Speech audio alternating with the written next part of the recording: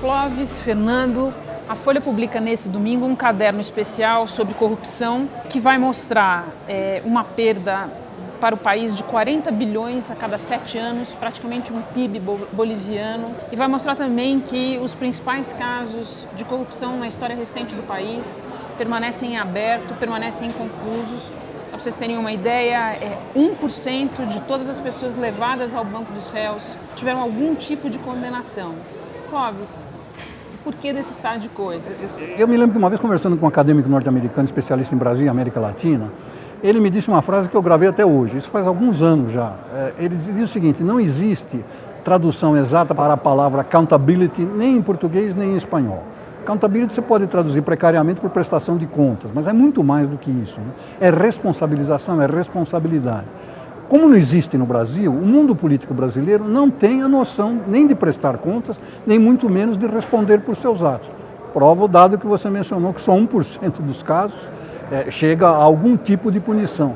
E pior ainda, que aí é o nó da questão, do meu ponto de vista, é que o brasileiro também não cobra a responsabilidade dos seus eleitos.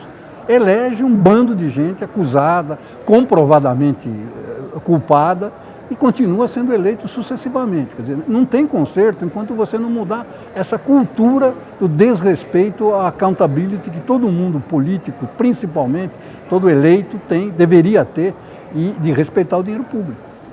A gente tem, só pegando carona no que o Rossi falou, a sensação de que o sistema político se descolou, de certa forma, da sociedade e representa os seus próprios interesses. Outro aspecto importante é a questão da justiça. Você citou 1% de casos de pessoas condenadas. Se a gente pensar que ainda estão julgando o impeachment do Collor, tem gente sendo julgada, os anões do orçamento, que foi o caso de desvio de dinheiro, em 93 tem gente sendo julgada, o caso do Maluf, que é uma prefeitura também na década de 90, o caso do Luiz Estevam, que foi o ano passado, o Ministério Público ainda nem ofereceu denúncia. Então, há uma morosidade da justiça, uma sensação de impunidade que contribui muito para que as coisas sejam como são no Brasil. Pois é, nós vamos ver um vídeo que foi feito em cima de uma das reportagens do caderno, que é uma reportagem muito interessante, porque coloca a coisa em termos bastante práticos aqui. Em Sobradinho, na Bahia, o que era para ser um canal que ia levar água para cerca de 3 mil famílias, se transformou numa obra que se arrasta há mais de 10 anos e por ela escoaram até agora mais de 60 milhões em dinheiro público, numa coisa que não deu em nada. Então, a nossa missão era encontrar em algum lugar do Brasil algo que representasse, simbolizasse efetivamente, concretamente, a corrupção. E a gente encontrou aqui no sertão baiano, a gente veio até a cidade de Sobradinho e encontramos isso aqui. Isso aqui era para ser um canal que ligaria a represa de Sobradinho, 15 quilômetros a partir da represa, por dentro do sertão baiano. E essa obra começou na década de 90 ainda, e desses 15 quilômetros que estavam projetados, só 5,5 quilômetros aproximadamente foram efetivamente construídos. O governo tinha previsto cerca de 12 milhões de reais para essa obra toda, para os 15 quilômetros, e os 5 quilômetros consumiram 20 milhões. O TCU, que é o Tribunal de Contas da União, percebeu isso e mandou parar a obra, por conta de irregularidades graves, né, como eles dizem. 2 ex-prefeitos aqui da região foram responsabilizados e vão ter que devolver para os cofres públicos 64 milhões de reais em valores corrigidos para a data de hoje. Então, para vocês terem uma ideia do tempo que essa obra está parada, quando ela parou de ser construída, os atentados de 11 de setembro nos Estados Unidos nem tinham acontecido, o presidente Lula nem tinha sido eleito ainda, e o Brasil ainda era tetracampeão mundial de futebol, nem penta o Brasil ainda tinha conquistado. É importante lembrar que o caderno vai fazer um levantamento dos 10 principais escândalos da história recente. Então, vai estar lá o escândalo do Mensalão, voltando para trás um pouco, vai estar lá o escândalo que derrubou o presidente Fernando Collor, vai estar lá o escândalo dos anões do orçamento e o chamado escândalo dos anões do orçamento, para quem não lembra, aquele grande esquema que foi desbaratado ali no início da década de 90, de uma verdadeira quadrilha ali formada para desviar recursos do orçamento da União. Ele me chama a atenção pelo seguinte: vocês devem lembrar, teve um impacto noticioso tremendo, caiu um presidente da Câmara, aconteceu um monte de coisa. E quem cobre Congresso hoje em dia percebe que muita gente aponta na atual comissão de orçamento vícios muito parecidos daqueles que detonaram ali o escândalo da década de 90. O que dá a impressão de que os esquemas vão se repetindo, né? É o que o Fernando falou sobre o descolamento de representantes e representados. Quer dizer, Os representantes já não representam os representados e os representados não cobram dos seus representantes.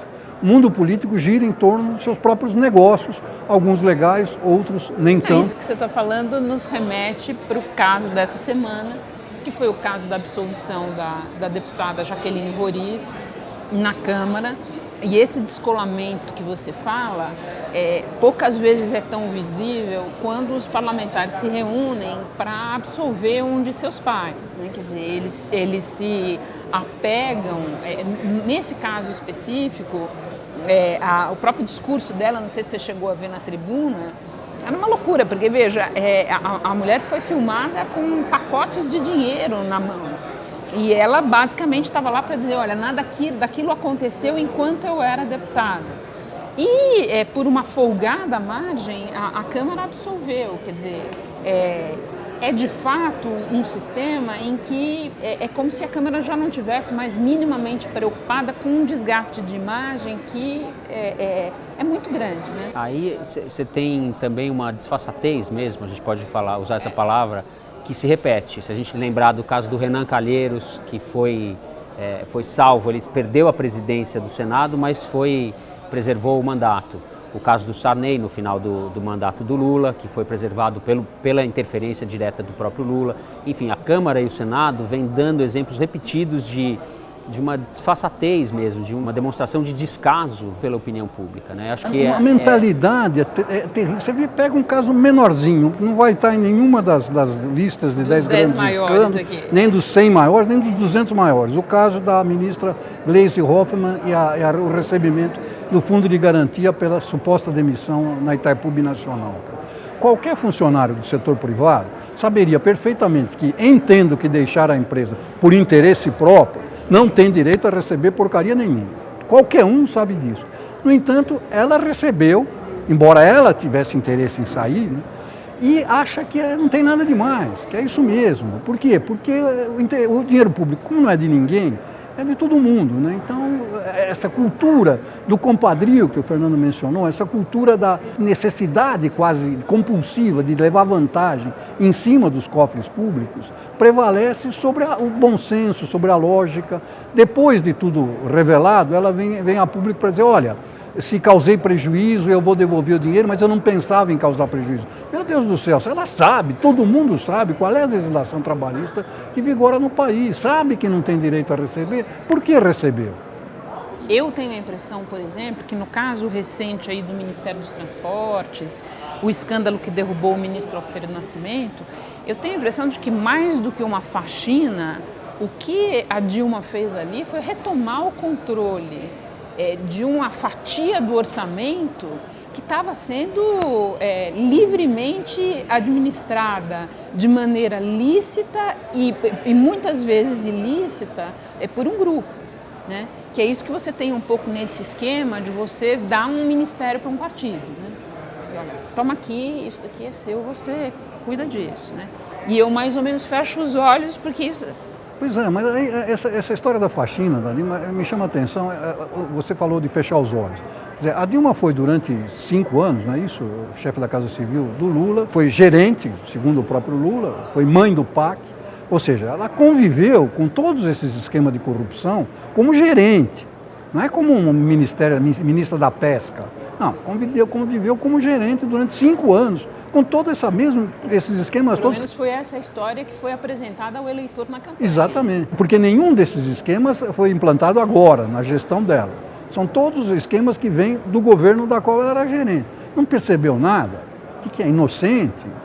Não presta, um gerente que não presta atenção no que estão fazendo os seus chefes de departamento? Que história é essa? Essa história está muito mal contada, né? Como também chama atenção o fato de que há essa briga na chamada base aliada, etc. e tal. Quer dizer, se você chega de Marte aqui ao Brasil, você vai imaginar o seguinte, olha, eles estão brigando porque a política econômica está errada, porque a política de juros não deveria ser assim ou assado, porque não está se prevenindo o suficiente contra a crise internacional, porque os projetos para a Copa do Mundo ou para coisa estão atrasados, não sei o quê. Não, eles estão brigando porque está havendo uma suposta faxina nos ministérios dos partidos aliados. Quer dizer, estão brigando pelo butim, não estão brigando por políticas. Essa palavra faxina está sendo usada com uma certa liberalidade. Eu concordo com vocês dois, a gente deveria ser mais, fazer uso mais restrito dessa palavra, porque é uma ilusão de faxina, não tem... Para usar uma imagem que foi usada pelo Marcos Nobre, que é professor da Unicamp, num dos artigos dele, a Dilma parece estar se puxando do pântano que ela está atolada pelo próprio cabelo, né? Então tá ótimo, muito obrigada, Clóvis, muito obrigada, Fernando. Obrigado.